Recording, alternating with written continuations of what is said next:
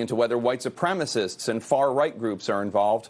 The acting Senate Intelligence Committee chairman, Senator Marco Rubio, says that social media accounts linked to at least 3 foreign adversaries are stoking violence. As the National Security Advisor, what can you tell us about who is perpetrating and promoting this violence? Well, first of all, I want to separate the violence from the peaceful protesters. One of the things that makes this country great, as you know, Jake, is the fact that when something horrific happens, like the killing of George Floyd, Americans can go to the street and protest and petition their government for redress. And we want to know why, that officer who had so many complaints against him was allowed to stay on the force, why local prosecutors and the mayor and police commissioner didn't do anything about it, and how this happened. And so peaceful protesters are part of a great American tradition. What we don't want to see are the armed protesters, those committing violence, those who were throwing bricks at Secret Service officers and Park Police last night in front of the White House, those who have been burning down our cities and attacking the most vulnerable minority communities. And we're going to get to the bottom of it. And I think we're going to, the President and the Attorney General want to know from Director Wray what the FBI has been doing to track and dismantle and surveil and prosecute Antifa.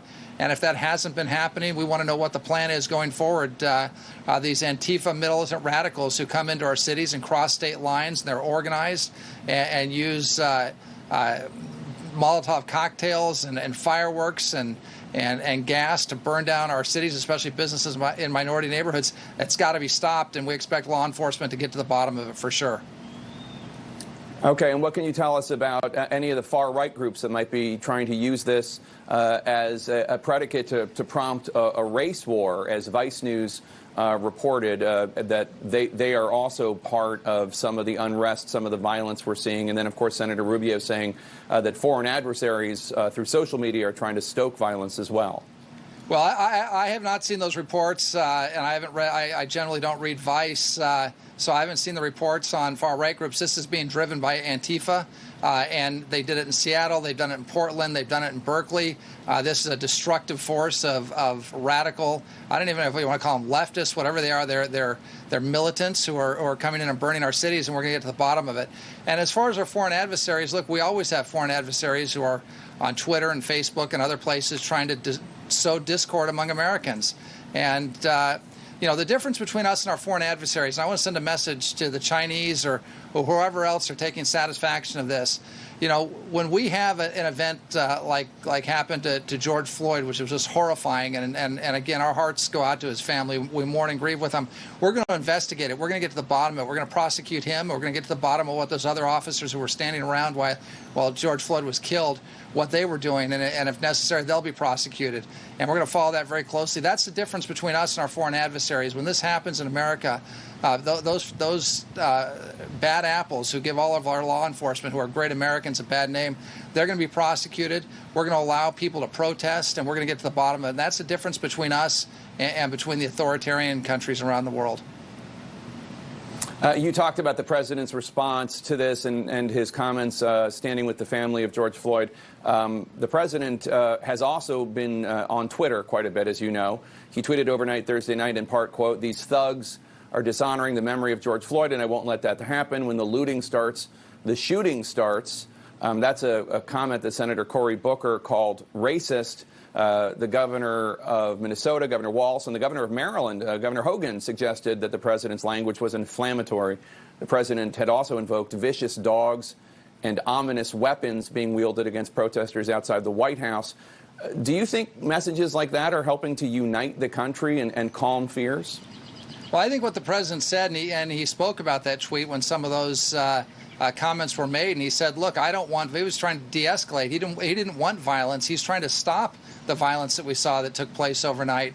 And the message and it's a strong message, that we want law and order in this country. We want peaceful protesters who have real concerns about brutality and racism. They need to be able to go to the city hall. They need to be able to petition their government and let their voices be heard. And they can't be hijacked by these left-wing Antifa militants who are burning down primarily communities in the African American sections and the Hispanic sections of our city, where immigrants and hardworking folks are trying to get a leg up, and they're having their businesses burned by these radicals, many of whom are imported from Seattle or Portland or Who knows where they come from and cross state lines, and they're hurting our people. So the president's going to take a strong stand for law and order. Right. But I can tell you, I was with the president on Air Force One when we watched that horrific video of what happened to George Floyd. He was moved by it. He was disturbed by it. It's awful. And look, he stands with the family, and we want to get to the bottom. That's why he ordered the FBI and the DOJ Civil Rights Division to get involved immediately. We're going to get to the bottom of what happened there. But he's out there also talking about how protesters outside the White House, how the Secret Service is going to sick vicious dogs on them, has ominous weapons, how the young Secret Service agents want to get out there for practice. This is not calming language. I don't doubt that President Trump was disturbed by the video of George Floyd. It's horrific and obscene, frankly. But the president, his passion has not been about the way you're speaking this morning about what happened to George Floyd and the indecency of that, but about the protesters and the violence that some of them are causing. And we have government officials, Democrats and Republicans, saying that the president is using inflammatory language. Well, I think that passion comes from the fact that we've got great law enforcement officers, not the few bad apples like the officer that killed George Floyd. But we got a few bad apples that have given law enforcement a bad name. 99.9% of these guys are heroes. They're the ones who are running towards the danger, who are saving our lives. And a bunch of them were outside the White House last night, park policemen on horseback, and uniformed Secret Service officers who are having bricks thrown at them. There was a Federal Protective Service officer in Oakland, Patrick Underwood, who was shot and killed. And our hearts go out, and we mourn with his family, just like we do with George Floyd's family. So these protesters, and the president's very, passionate about it. The legitimate protesters have a right to be on the streets, and the president defends that. But these Antifa radical militants who are using military tactics to kill and hurt and maim our police officers, look, they need to be stopped. And I think that's where the passion from the president is coming. Okay. I mean, just for the record, he made the comment about the ominous weapons and the vicious dogs before last night. But let me ask you a question, because you're talking about police. Well, Patrick Underwood was killed. Patrick Underwood was killed before last night as well. Right, but he was talking about, when he talked about vicious dogs and ominous weapons, that was at the White House. But I want to ask you about the police, because George Floyd is hardly the only unarmed black American killed recently by police. Do you think systemic racism is a problem in law enforcement agencies in the United States? No, I don't think there's systemic racism. I think 99.9% of our law enforcement officers are great Americans, and many of them are African American, Hispanic, Asian. They're working in the toughest neighborhoods. They've got the hardest jobs to do in this country, and I think they're amazing, great Americans, and they're my heroes.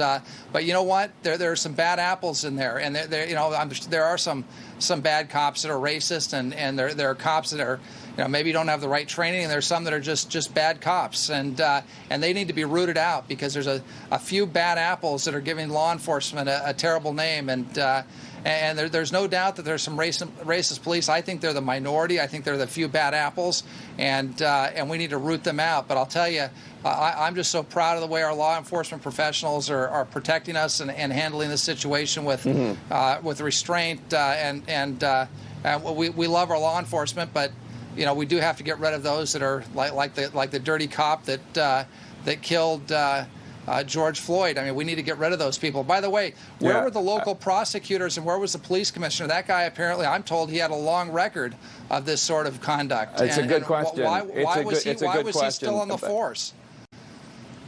It's a good question, and I'd like to have you back to talk more about the issue of systemic racism versus bad apples, because I think that there's a lot we could talk about there. But I do want to ask you about the president's announcement to terminate the United States relationship with the World Health Organization. The president has repeatedly criticized the Chinese government, saying officials ignored their reporting obligations to the World Health Organization and pressured the WHO to mislead the world. But I have to say, WHO leaders claimed they were listening to Chinese authorities, and that's what they were doing, which is, by the way, exactly what President